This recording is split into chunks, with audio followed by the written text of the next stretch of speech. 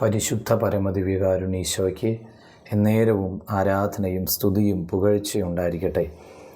ഇന്ന് മാർച്ച് മാസം 30 നോമ്പുകാലത്തിലെ 5-ാം ഞായറാഴ്ച.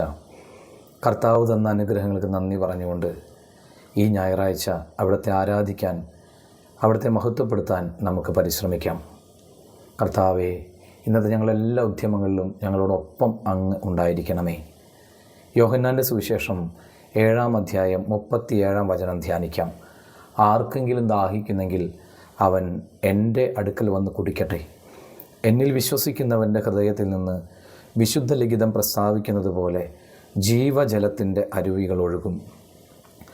ദൈവസ്നേഹത്തിൻ്റെ കരുതലും സമൃദ്ധിയും വെളിപ്പെടുത്തി തരുന്ന വചനഭാഗം എല്ലാ ജീവിത സാഹചര്യങ്ങളെയും ഉൾക്കൊള്ളാനും അതിജീവിക്കാനും നമ്മെ സഹായിക്കുന്നത് പരിശുദ്ധാത്മാവാണ്.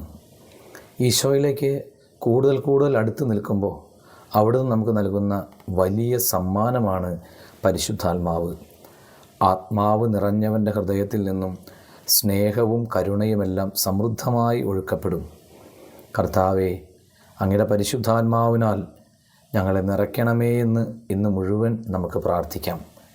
എല്ലാവർക്കും നന്മകൾ നിറഞ്ഞ നല്ലൊരു ഞായറാഴ്ച ആശംസിക്കുന്നു.